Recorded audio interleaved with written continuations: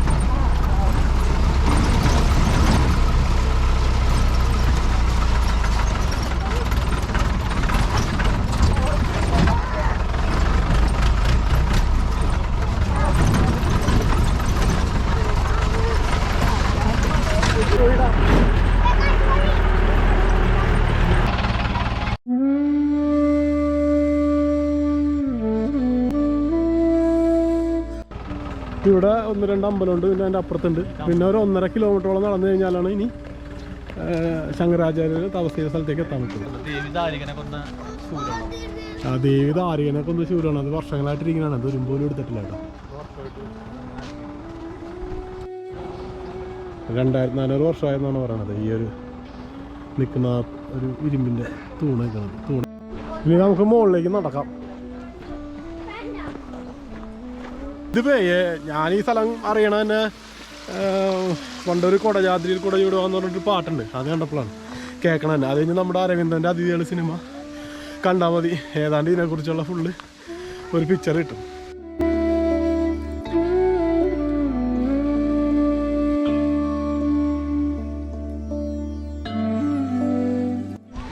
മുകളിലൊരു കുളമുണ്ട് കേട്ടോ, അല്ല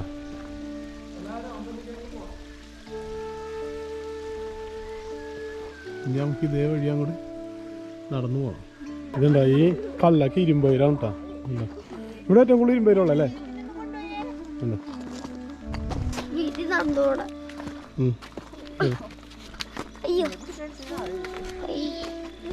കേറട്ടെ പോട്ടെ. ഇങ്ങനെ മല കയറി നമുക്ക് പോകണം അല്ലേടാ?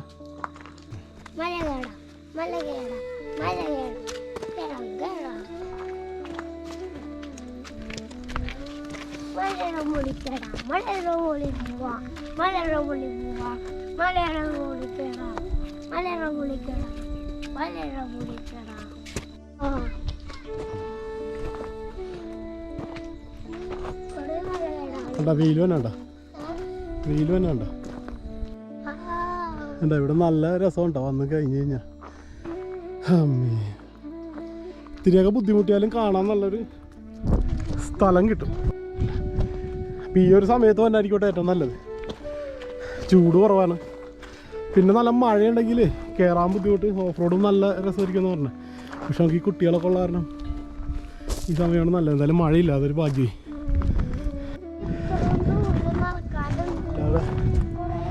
വെയിൽ വന്നപ്പോൾ നല്ല സുഖം, തണുപ്പ് ഇത്തിരി കുറഞ്ഞിട്ടുണ്ട്. ഇനി കുറച്ചും കൂടി കയറാണ്ട് കേട്ടോ, 1.5 കിലോമീറ്റർ കയറാണ്ടെന്ന് പറഞ്ഞു. അവിടെ ഏതൊരു റിസർവയർ എന്തോ ഉണ്ട് കേട്ടോ, അത് കാണാൻ പറ്റണമെന്നറിയില്ല. ഇങ്ങനെ ചെറിയൊരു പ്രകാശം സൂര്യൻ്റെ ഇതിൽ റിഫ്ലക്റ്റ് ചെയ്യുന്നുണ്ട്. നല്ല രസമുണ്ടോ അതിന് വ്യൂ കാണാനായിട്ട്. ഇതേണ്ട ഇതിലിങ്ങനെ സൂക്ഷിച്ച് കയറണം. പിന്നെ ഇവിടെ നിന്നുള്ള വ്യൂ നല്ല രസമുണ്ടോ. ഇത്തിരി ആവശ്യത്തേക്കാവട്ടെ കയറാനായിട്ട്, എന്നാലും നമുക്ക് മുകളിൽ ചെല്ലാം. ഈ എഡ്ജിലൊക്കെ സൂക്ഷിച്ച് പോകണം കേട്ടോ, കാരണം ഇങ്ങോട്ട് കൊക്കയാണ്, അപ്പോൾ നോക്കി നടക്കണം. ശരിക്കും ഉള്ളിൽ കൂടി പോകണതാണ് ഏറ്റവും സേഫ്. വേണ്ട ഉള്ളിൽ കൂടി ആകുമ്പോൾ നമുക്ക് വീഴുന്ന പ്രശ്നമൊന്നുമില്ല.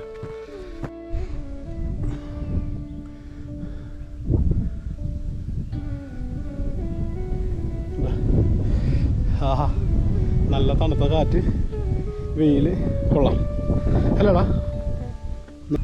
ഇനി നടക്കണോട്ടോ, ഏതാണ്ട് ഇപ്പോൾ ഒരു 1/2 കിലോമീറ്റർ കഴിഞ്ഞിട്ടുള്ളൂ എന്ന് എനിക്ക് തോന്നണേ.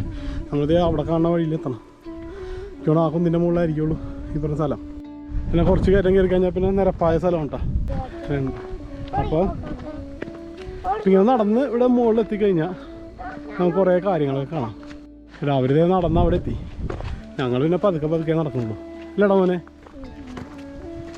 ഇപ്പം എന്തായാലും ഫാമിലി ആയിട്ടൊക്കെ വരട്ടെ. ഈ ഒരു സമയത്താണെന്നുണ്ടെങ്കിൽ എനിക്ക് മഴയില്ലാത്തതുകൊണ്ടും ചൂടില്ലാത്തതുകൊണ്ടും അത്യാവശ്യം ഫാമിലിയൊക്കെ ആയിട്ട് വന്നു പോകാൻ പറ്റുന്ന സ്ഥലമാണ്. വീഡിയോ എടുക്കാനും പിന്നെ അതുപോലെ തന്നെ ഫോട്ടോഗ്രാഫിയൊക്കെ ഉള്ളവർക്ക് പറ്റിയ സ്ഥലമുണ്ടാവും. ഒരുപാട് നല്ല നല്ല കാഴ്ചകളൊക്കെ ഉണ്ട്. പിന്നെ ഇങ്ങനെയുള്ള ആവശ്യങ്ങൾക്ക് മാത്രം വീഡിയോ കാര്യങ്ങളൊക്കെ എടുക്കണമായിരുന്നു അറിയില്ല. പക്ഷെ നല്ല ഫോട്ടോസൊക്കെ കിട്ടാൻ സാധ്യതയുള്ള സ്ഥലങ്ങളാണ്. അപ്പോൾ ജീപ്പ് യാത്ര എന്തായാലും ചെയ്യണം കേട്ടോ, കാരണം അതൊരു എക്സ്പീരിയൻസ് ചെയ്യേണ്ട കാര്യമാണ്. പക്ഷേ ഇതിനകത്തെന്ന് വെച്ച് കഴിഞ്ഞാൽ ഇത്തിരി വയസ്സായ ആൾക്കാർക്കും ഒക്കെ ഇത്തിരി ബുദ്ധിമുട്ടാണെന്ന് എനിക്ക് തോന്നുന്നത്. കാരണം അത്ര കുടുക്കമൊക്കെയാണ്. പിന്നെ ഞങ്ങൾ 5:30 ഉള്ളത് ഭക്ഷണം കഴിക്കാണ്ട് തന്നെ കേട്ടോ നല്ലത്. ഇത്തിരി വെള്ളമൊക്കെ എടുത്ത് പോന്നാൽ പിന്നെ ബിസ്ക്കറ്റ് കൊച്ചുങ്ങൾക്ക് എടുത്തിട്ടുണ്ട്. കാരണം ഭക്ഷണമൊക്കെ കഴിച്ച് കുടുങ്ങി കഴിഞ്ഞാൽ ചിലപ്പോൾ നമുക്ക് ഛർദ്ദിക്കാനുള്ള സാധ്യതയൊക്കെ ഉണ്ട്. അപ്പോൾ ഞങ്ങൾ വന്നത് 2 ഫാമിലി, നമ്മുടെ മോനേക്കാളും കുറച്ചും കൂടി വലിയൊരു വെച്ചുണ്ടായി. അത് വലിയ വ്യത്യാസമില്ല, ഞങ്ങൾക്കൊരു കുഴപ്പമുണ്ടായില്ല. നല്ല സുഖമായിട്ട് വരാൻ പറ്റി. ഓഫ് റോഡ് ഇത്തിരി കടുപ്പമാണെങ്കിലും അവർക്ക് വേറെ പ്രശ്നങ്ങളൊന്നും ഉണ്ടായില്ല. നടക്കാനും കയറാനും ഒക്കെ ആയിട്ടുള്ള രീതിയിൽ പോന്നാൽ മതി.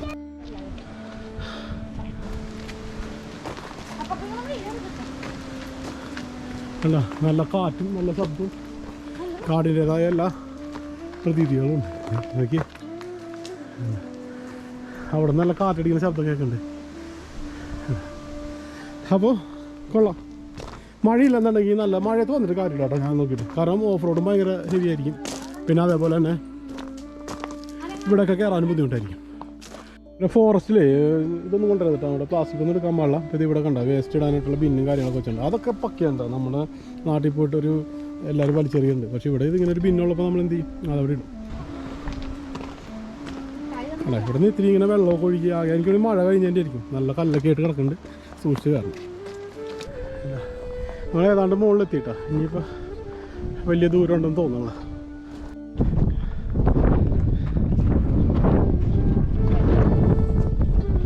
താഴത്ത് മൊത്തം കാണാം കേട്ടോ. നല്ല അടിപൊളി വ്യൂ ആണ്.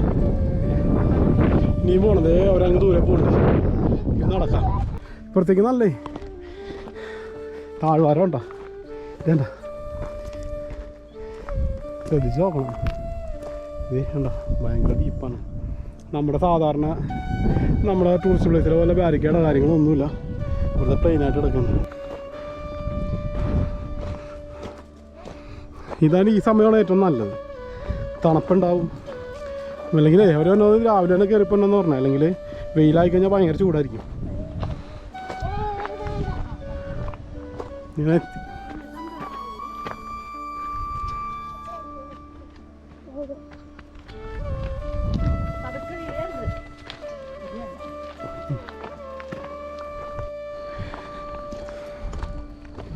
അങ്ങനെ നമ്മൾ നടന്ന് മുകളിലെത്തി. ഒരു 1.5 കിലോമീറ്റർ കേട്ടോ. വലിയ ബുദ്ധിമുട്ടൊന്നും പറയാനില്ല. നമ്മൾ ഈ കൊച്ചിലേക്ക് എടുക്കേണ്ടി വന്നാൽ മാത്രമേ ഇത്തിരി ബുദ്ധിമുട്ടുള്ളൂ. അല്ലെങ്കിൽ സുഖമായിട്ട് നടന്ന് കയറാം.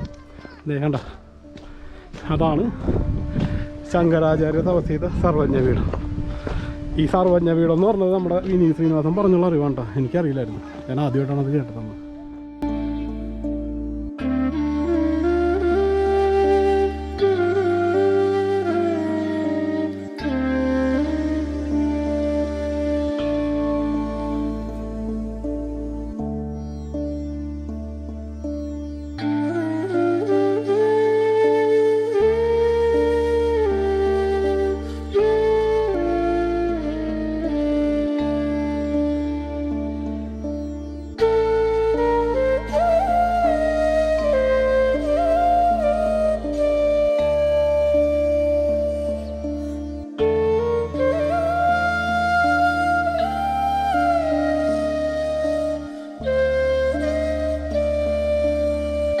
ഈ വഴിയെ ഇങ്ങനെ ഇറങ്ങിപ്പോണമെന്നാണ് പറഞ്ഞത് ഗുഹയിലേക്ക്. പക്ഷേ ഇപ്പോൾ ആരും കുറേ നാളായിട്ട് പോകാത്തതുകൊണ്ട് കോവിഡൊക്കെ കാരണം കാട് പിടിച്ചെടുക്കണത് കാരണം പണിയാണ് വേണ്ട. നമുക്കൊരു വഴി ഏതാണ് കുഴി ഏതാണെന്ന് മനസ്സിലാവില്ല. ഇങ്ങനെ അങ്ങനെ ഇറങ്ങിപ്പോണം. ഇതിൻ്റെ ഉള്ളിൽ എവിടെയാണ് ഈ പറഞ്ഞ സ്ഥാനം ഉണ്ടാ. ഇങ്ങനെ കാട് പിടിച്ച് കയറാൻ കുഴി ഏതാണെന്ന് അറിയില്ല. ഞാൻ പോയിട്ടില്ല. അപ്പോൾ നമ്മുടെ കൂടെയുള്ള മനു പോയിട്ടുണ്ട്. അവൻ പറഞ്ഞത് ഇതിലേ ഇങ്ങനെ ഇറങ്ങിയിട്ട് അങ്ങനെ കറങ്ങി പോകണമെന്നാണ് പറയണത്. അപ്പോൾ പിന്നെ നമുക്കിനി പോകാനായിട്ട് രക്ഷയില്ല. കാരണം കൊടുങ്കാടാണ്. ഇതിലേ എങ്ങനെ അതിൻ്റെ ഉള്ളിൽ കൂടി പോകണം. അപ്പോൾ അതിനിപ്പോൾ എല്ലാവരും വന്ന് ചാലൊക്കെ ആയി കഴിഞ്ഞ് നടക്കണ ഒരു വഴിയൊക്കെ ആയാലേ പറ്റുള്ളൂ. നോക്കിയേ അവിടെ ജസ്റ്റ് ഇങ്ങോട്ട് കാലെടുത്ത് മാറ്റി കഴിഞ്ഞാൽ കുഴിയാണ്. ഇതേണ്ട ഞാൻ കല്ലെടുത്തിട്ട് കാണിച്ചില്ല. ഇതേക്ക് വേണ്ട നേരെ പോണത് താഴത്തേക്കായിരിക്കുള്ളൂ. അതാണ് നമ്മൾ ഇനി അങ്ങോട്ട് റിസ്ക് എടുത്ത് പോകണ്ടെന്ന് പറയുന്നത്. ഇതേക്ക് വേണ്ട ഇത് കാണാൻ പറ്റും. ഇതിനുള്ള കുഴിയാണ്. അപ്പോൾ എന്തായാലും നമുക്കിനി മുകളിലേക്ക് കയറാം. ഇവിടുന്ന് താഴത്ത് നമുക്ക് കാണാൻ പറ്റും. വേണ്ട ഇതിലേ ഇറങ്ങി പോവായിരുന്നു കേട്ടോ. വഴിയുണ്ട്. കാരണം അവിടെ കണ്ട ഒരു ലൈറ്റിനിങ് അറസ്റ്റും കാര്യങ്ങളൊക്കെ വെച്ചിട്ടുണ്ട്. പിന്നെ വേണ്ട ഇവിടെ ഇപ്പോൾ ഇത് ഒരു ഗ്രില്ലിട്ട് ക്ലോസ് ചെയ്തിരിക്കുകയാണ്. കണ്ടോ ഞാൻ കൂടെ ഇറങ്ങാനൊന്നും പറ്റില്ല.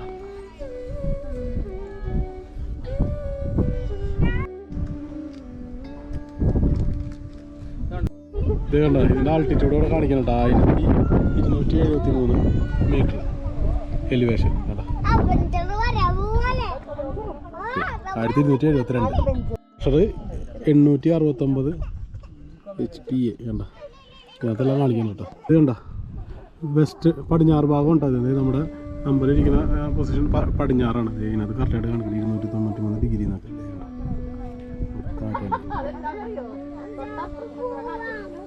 സർവജ്ഞപീഠമാണത്. നമ്മുടെ ശങ്കരാചാര്യർ ഇവിടെ നിന്നിട്ടാണ് ദേവിയെ തപസ് ചെയ്ത് പ്രത്യക്ഷപ്പെടുത്തുന്നത്. ഇവിടെ നിന്നാണ് നമ്മുടെ ഇപ്പോൾ കാണുന്ന സ്ഥലത്തേക്ക് കൊണ്ടുപോകണത് ദേവി. അന്ന് ഇത് ശരിക്കും പറഞ്ഞാൽ കൊടുങ്കാടാണ്. ഞാനൊക്കെ ആദ്യം പറഞ്ഞ സമയത്ത് എന്ന് പറഞ്ഞാൽ ഇവിടെ ഒന്നുമില്ല, വെറും കാടും ആൾക്കാർ വളരെ കുറച്ച് വന്നിരുന്ന ഒരു ചെറിയൊരു സ്ഥലമാണ്. ഇവിടെ താഴത്തേക്ക് പോയി കഴിഞ്ഞാൽ നമുക്ക് സൗവർണിക കാണാം, സൗവർണികയുടെ ഉത്ഭവം കാണാൻ പറ്റും. ചെറിയൊരു ഗുഹയും തപസ് ചെയ്യാനുള്ള സ്ഥലവും അങ്ങനെയൊക്കെ ഉണ്ട്. ഇപ്പോൾ പോകാൻ പറ്റില്ല, നല്ല കാടും മഴയൊക്കെ ഏതെണ്ണം വഴുക്കലാണ്. സീസൺ ആകുമ്പോഴേക്കും അത് പോകാൻ പറ്റും. അപ്പോൾ നമ്മളെന്തായാലും ഇതിനോട് വീട് പറഞ്ഞിട്ട് പോവാം. ഇനി താഴത്ത് അത്രോന്നിന് ഇറങ്ങണം. അപ്പം ഇങ്ങനെ ഇനി പോയോ തന്നെ ഇറങ്ങണം.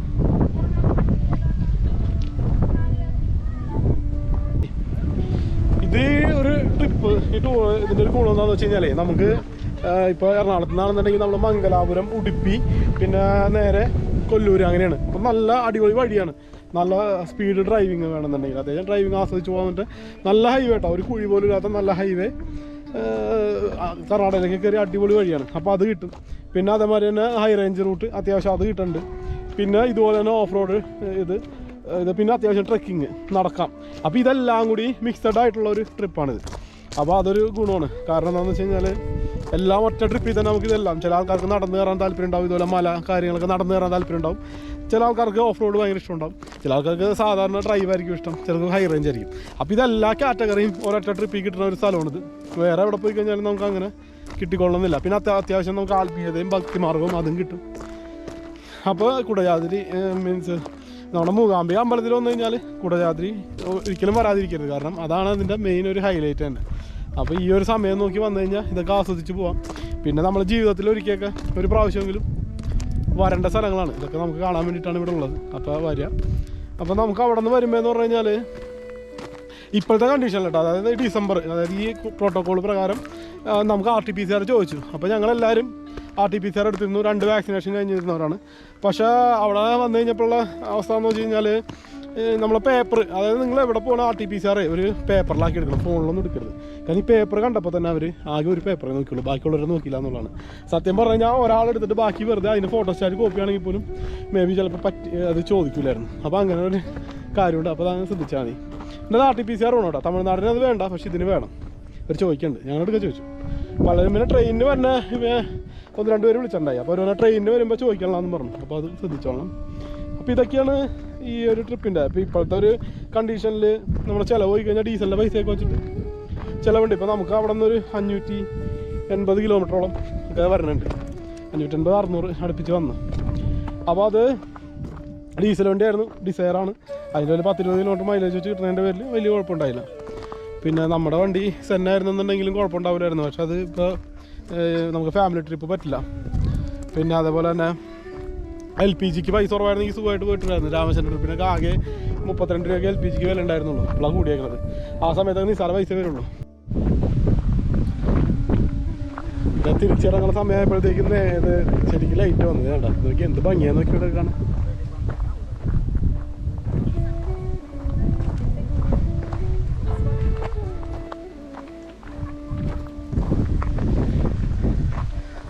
നല്ല അടിപൊളി സെറ്റപ്പല്ലേ നോക്കി, കാണാൻ തന്നെ ഇതൊരു ഭംഗിയാണ്.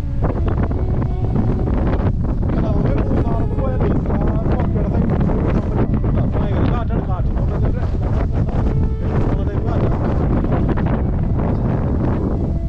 ഡീപ്പായിട്ടുള്ള വാലി ഉണ്ടോ, പോയി കഴിഞ്ഞാൽ ചിലപ്പോൾ ഒരു 1.5-2 കിലോമീറ്റർ കഴിഞ്ഞിട്ട് നിൽക്കുള്ളൂ. അത്ര ഇതാണ്.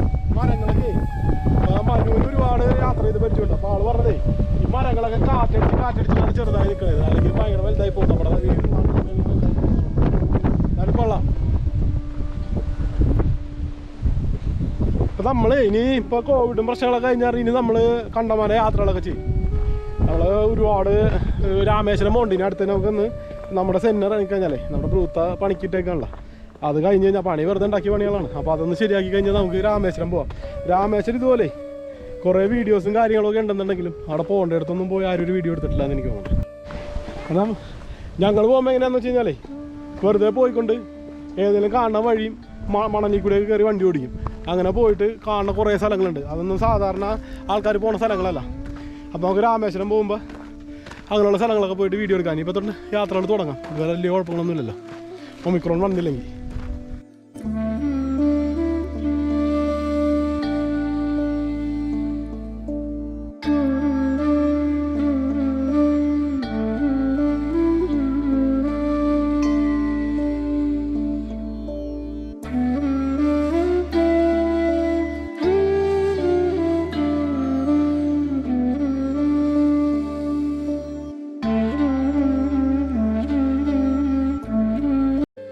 അപ്പം നമ്മൾ പിന്നെ നമ്മുടെ പടക്കുതിരയുടെ അടുത്ത് എത്തിയിട്ടുണ്ട്. ഇനി പടക്കുതിരയെ കയറി 2 തുള്ളലും ചാട്ടവും ഒക്കെ കഴിഞ്ഞ് നമുക്ക് നേരെ താഴത്തേക്ക് ഇറങ്ങാം.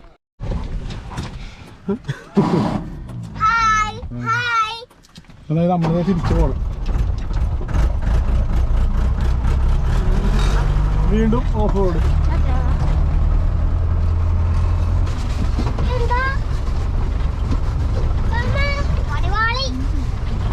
ഒന്നുമില്ല, മാസ്കൊക്കെ ഉണ്ടോ? വേറെ ഉണ്ട്.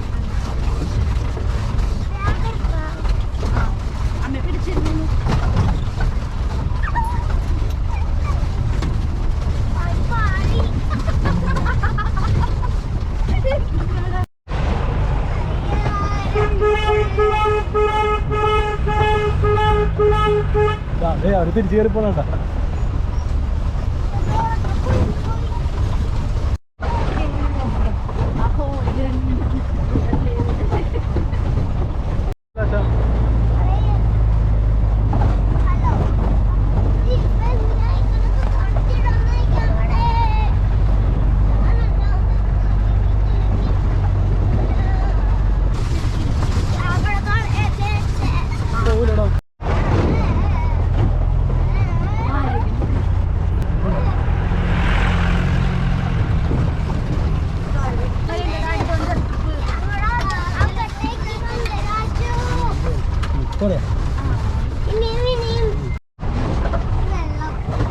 വെള്ളം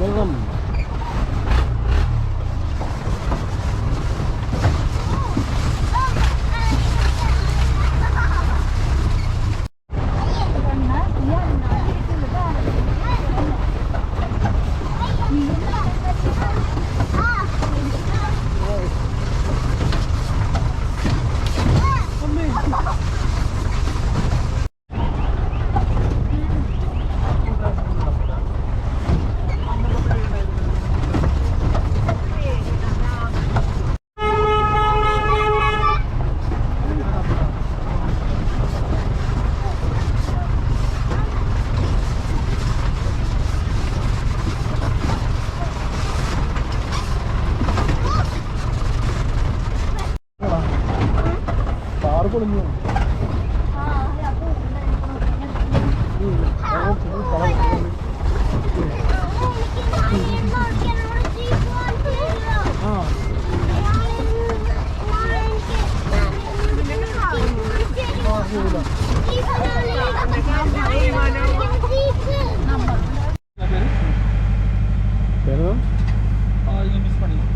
പ്രവീൺ നമ്പർ മേടിച്ചു.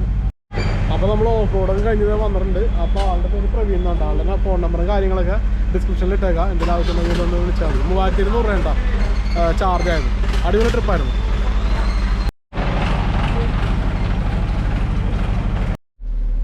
അങ്ങനെ ഞങ്ങൾ പിന്നെ വീണ്ടും റൂമിൽ വന്ന് ഇനി കുറച്ച് നേരം റെസ്റ്റ് എടുത്ത് കഴിഞ്ഞിട്ട് നമ്മൾ നേരെ തിരിച്ച് പോവുകയാണ്. അപ്പോൾ ഇതാണ് ഇന്നത്തെ വീഡിയോ. അപ്പോൾ എങ്ങനെയുണ്ടെന്ന് നിങ്ങൾ തന്നെ കിട്ടി പറയാം. നല്ല എന്താ പറയുക, ഇത്തിരി അത്യാവശ്യം ക്ഷീണം ഉണ്ടാവും കേട്ടോ. കാരണം ആ വണ്ടി ശരിക്കും പറഞ്ഞാൽ എനിക്ക് തോന്നുന്നു ആ ചെക്ക് പോസ്റ്റ് കണ്ടയിടത്ത് നിർത്തി നമ്മുടെ കാറിനാണ് നല്ലത്. അവിടെ നിന്ന് ഇങ്ങോട്ടുള്ള യാത്രയിൽ ഇവർ ഈ ജീപ്പ് വെറുതെ ഓഫ് ചെയ്തിട്ട് ഇട്ടേക്കായിരുന്നു. അപ്പോൾ ഈ ആ റോട്ടിൽ കിടന്ന് കുലുങ്ങി അതായത് ഈ കോൺക്രീറ്റ് റോഡാണ്, അതിങ്ങനെ സ്റ്റെപ്പ് പോലെ കിടക്കണേ. അത് കുലുങ്ങി ഭയങ്കര ക്ഷീണം വന്നു. അപ്പോൾ ഇനി കുറച്ച് റെസ്റ്റ് എടുത്ത് കഴിഞ്ഞിട്ട് ഭക്ഷണമൊക്കെ കഴിച്ചിട്ട് നമ്മൾ ഇവിടെ നിന്ന് തിരിച്ച് നാട്ടിലേക്ക് പോകണം. അപ്പോൾ ഓക്കെ, എന്നാലും ഇനി അടുത്തൊരു വീഡിയോയിൽ കാണാം. ഓക്കെ.